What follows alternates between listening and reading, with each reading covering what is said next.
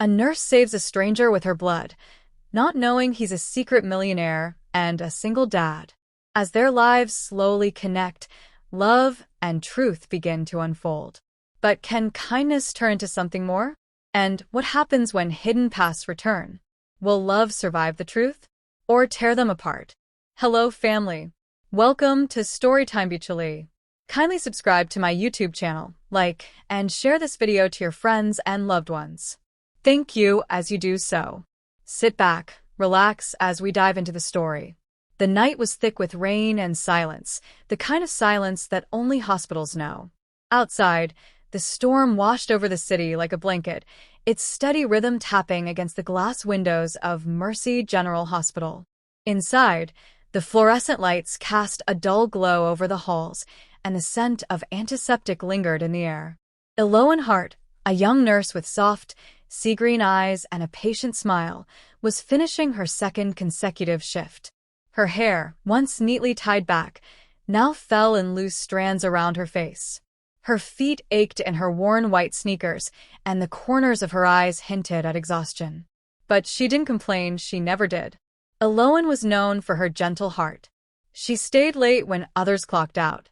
She held hands of patients who had no family, and even on the worst days, she greeted everyone with kindness. She was just placing her stethoscope in her locker when the emergency intercom buzzed sharply. Code red. Incoming trauma case. Male, early 30s. Car accident. Unconscious. Severe blood loss. Arriving in 3 minutes. The words froze her in place. Without a second thought, she turned and ran down the corridor toward the emergency bay, her tired body moving purely on instinct. The automatic doors flew open as paramedics burst in, pushing a gurney. Rain dripped from their jackets onto the cold hospital floor. On the stretcher lay a man, unconscious, pale, and drenched in blood. His chest barely rose. A jagged cut ran down his forehead, and his clothes were torn from the crash. His right leg was bent at a terrifying angle. Lost over a liter of blood, one paramedic shouted. No ID found at the scene. Car flipped twice on Riverbend Highway. He was alone. He was barely breathing when we pulled him out. Type? Asked Dr. Simmons, the trauma surgeon, already snapping on gloves. AB negative, the nurse at the desk called out. We don't have enough in stock. Who's AB negative? The doctor asked urgently, scanning the room. A pause. Then Eloan stepped forward. I am. Dr. Simmons turned to her. Elle, are you sure? You've been on your feet for 16 hours.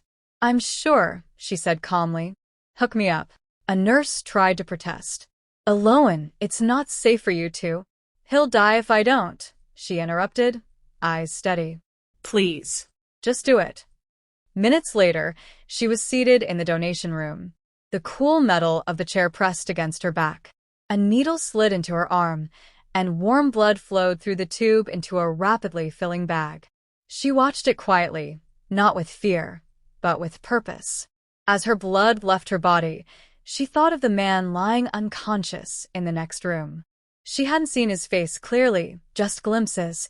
High cheekbones, a strong jaw, thick dark hair matted with blood, and long fingers hanging limp at his side. She felt a strange connection to him. Not romantic, not yet, but something deep and unspoken. A thread, a silent promise. After the donation, she sat drinking orange juice, her face pale, but calm. Her heart was steady. Her hands trembled only slightly. From the hallway, she saw nurses rush around the man's bed. His monitors beeped erratically. She held her breath. Flatline. A nurse ran to fetch the defibrillator.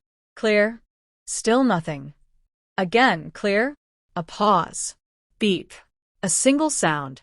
Then another. Then a rhythm. He was back.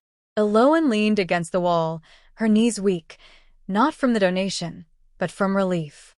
She had never seen death so close, nor fought it so personally. Later that night, long after the chaos had quieted, she walked slowly down the corridor to room 207. The storm outside had quieted to a soft drizzle. Inside the room, dim lights glowed above the man's bed. He lay still, connected to tubes and machines. His face was freshly cleaned, bruised but peaceful. Bandages wrapped around his chest and leg. Eloan stood at the glass, her hand resting gently against the cool surface. Her eyes searched his features. Who are you? What's your story? Is someone out there missing you tonight? She felt something shift inside her, like fate had placed him in her path for a reason. She didn't know why. Not yet. A soft voice broke the silence behind her. Most people would have gone home, said Nurse Priya, walking up beside her. But not you. Eloan didn't move. He was so close to dying, Priya. You saved him. Eloan nodded slowly. I didn't even know his name. Sometimes we don't need names to care, Priya said softly. She looked at the sleeping stranger once more, then whispered, I hope you live. She walked away, unaware that her life had just changed forever, and that the man in room 207 would soon wake up, with a story, a past, and a little girl looking for him. The morning sun peeked through the rain-streaked windows of Mercy General Hospital, casting a gentle glow across the hallway floors. The storm had passed, leaving behind silence and the soft drip of water from the hospital roof. Eloan Hart walked slowly past room 207, a tray of breakfast in her hands for another patient. She glanced toward the glass window and paused. There he was. Still unconscious, the stranger lay peacefully beneath layers of white sheets. A light monitor beeped steadily beside him, a reminder that he was still alive, still fighting. Her blood, now running through his veins, had saved him. She didn't know why she felt drawn to him. She'd helped many patients before. She had donated blood before. But this felt different. Personal. Unspoken. Eloan, called Dr. Simmons as he reviewed a chart down the hallway, we've got no ID on him yet. No personal items. No phone. No wallet. Just a broken man and a single name. She turned. A name? Dr. Simmons nodded. He whispered it once in the trauma room. Barely audible. Just one word. Finn. Eloan turned back to room 207. Finn. A name. A beginning. Later that afternoon, after her rounds were done and her shift had ended, she stood once more outside his room. She hesitated, then opened the door slowly. It was quiet inside. The only sound was the gentle hum of machines and the steady rhythm of his breath. She moved closer to the bed, pulling a chair beside it. Her eyes traveled across his face. His skin was pale, but no longer ghostly. Bruises still marked his forehead, and a line of stitches ran near his brow, but he no longer looked like a man between life and death. He looked peaceful. Real. Eloan sat down and whispered, You don't know me, but I'm Eloan. I'm one of the nurses who cared for you. I gave you my blood when there wasn't any available. You scared us that night. She smiled faintly and tilted her head. But you're still here. Still fighting. She stayed by his side for several minutes, unsure what she was doing. She didn't expect him to wake up. She just felt that he shouldn't be alone. And then, just as she was about to leave, his fingers twitched. She gasped and leaned closer. Finn, she whispered. Can you hear me? His eyes fluttered open, slowly. Dazed. Blue. Unfocused. He blinked several times, breathing shallowly. Where am I? He asked, his voice hoarse and cracked. You're in the hospital, Eloan said softly, gently placing a hand on his arm. You had a car accident. You were badly hurt. You've been unconscious for 2 days. He stared at her, trying to process. Car crash. Then suddenly, his eyes widened in fear. My daughter. What? She asked, leaning in. My daughter, he repeated urgently. She was with me. Her name is Isla. 5 years old. Curly hair, blue dress. Where is she? Eloan stood quickly. We didn't know there was a child. Let me check. She rushed to the nurse's station, her heart racing. How could they have missed a child? Nurse Eloan, she said quickly. Pull up the Riverbend Highway accident report. Were there any children at the scene? A moment later, a nurse replied, reading from a report. Yes. A little girl was found in the grass near the crash site. Unharmed. In shock. Crying. A local couple stayed with her until police arrived. She was placed into emergency temporary care last night. Name unknown. No ID. Eloan's shoulders dropped in relief. She returned to room 207. Finn was sitting up slightly, his face pale with worry. She's safe, Eloan said gently. Your daughter's okay. She's being cared for. No injuries. Just scared. Finn closed his eyes, a single tear slipping down his cheek. Thank God. Then his head turned toward her, his expression softening. You were the one who gave me blood, he said, voice fragile. Eloan nodded. You saved my life. I did what anyone would have done, she replied. No, he said quietly. Not everyone would have given a piece of themselves to save a stranger. There was a silence between them, not empty, but full. Full of all the things they didn't know how to say yet. What Eloan didn't know was that this man, this quiet, hurting man, was Finian Thorne, one of the most powerful tech entrepreneurs in the country. The founder of Thorne Tech, a millionaire many times over. Known for his genius, his silence, and his mysterious disappearance from public view months ago. But to her, he was just Finn. The man whose life was saved by a stranger's kindness. And something had already started to bloom in the quiet spaces between their words. Something deep, unexpected, and full of possibilities.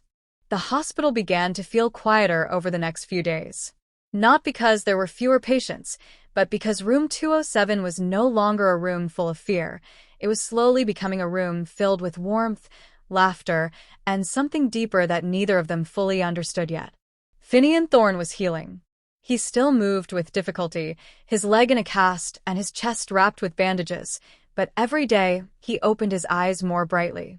He spoke more, smiled more, especially when Eloan entered the room. Eloan never said it out loud, but she began spending a little more time there than she should have. She would bring his meals herself. She made sure his bed was fluffed, that his window was slightly open to let the breeze in, that the flowers she placed in the corner never wilted. She told herself it was just her duty. But when she caught herself laughing at his dry humor, or when her hand brushed against his while adjusting the blanket and lingered just a second too long, she began to wonder if it was more than kindness. One afternoon, while the sun poured softly through the windows, Finn turned to her as she checked his for. Eloan, he said quietly. She looked up. Yes. He hesitated. Why did you do it? Why give your blood to a stranger? She smiled softly. You needed help. And I could help. That's all. No, he said, eyes searching hers. That's not all. Most people would have walked away. You didn't. Her voice lowered. Because I know what it feels like to be alone. I grew up in foster care. I never knew my real parents. Sometimes all I ever wanted was for someone to care without needing a reason. He was quiet for a long time. I didn't grow up like that, Finn said, staring out the window. I had everything, money, education, attention. But none of it ever felt real. After I lost Isla's mother, everything stopped making sense. Eloan's breath caught. You lost your wife. He nodded slowly. 5 years ago. Complications during childbirth. Isla survived. She didn't. Eloan sat beside him, her heart aching. I'm so sorry. He looked at her with a fragile kind of honesty. I left everything. My company. The headlines. I didn't want to be the CEO anymore. I just wanted to be a dad. That's why no one recognized me when I came in. I was off the radar until that crash. It was the first time she saw him, not just the patient or the stranger in room 207, but the man behind the silence. Finian Thorne, once a titan of technology, now just a father trying to make sense of life again. And Isla? She asked gently.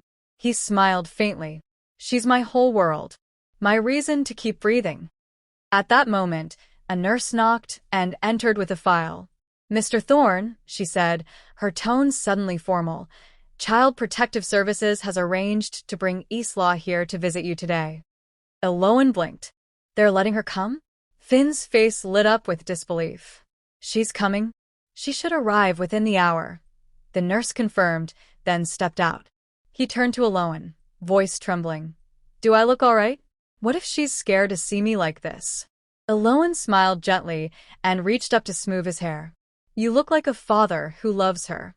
That's all she'll see. 50 minutes later, a soft knock came at the door. A social worker stood outside, holding the tiny hand of a little girl in a blue dress. Her hair was curly, tied in two bouncing pigtails, and her eyes scanned the room nervously.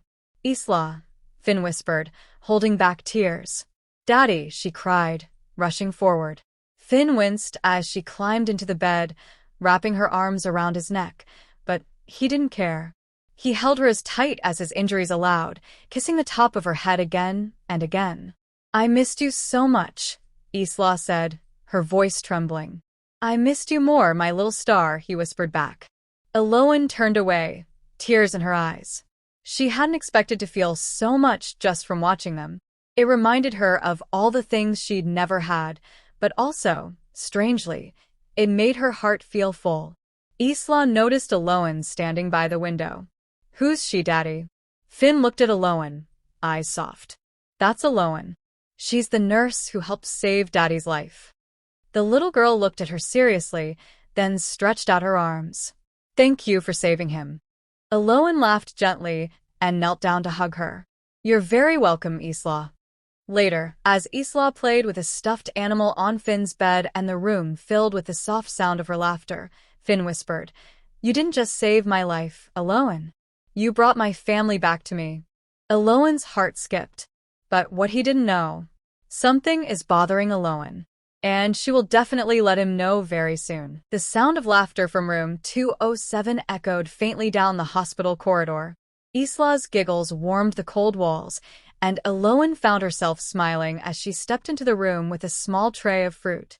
Finn, now stronger, was sitting up in bed, his cast removed, bruises fading. Isla sat beside him, drawing stars in her notebook. Aloan had become a part of their days, and not just as a nurse anymore. She was now someone they leaned on, someone who made the small moments feel like home. But even in the warmth of their makeshift family, a quiet weight rested on Finn's shoulders. He watched Aloan with gentle eyes as she placed the tray on the table. You always bring light with you, he murmured. She smiled, but there was something she needed to say. Finn, there's something I've been thinking about. He looked up.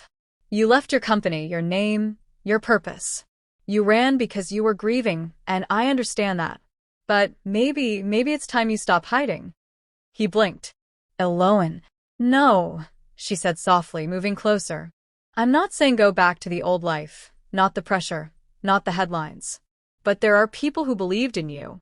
A company that still carries your name. You built something amazing, and it still needs you.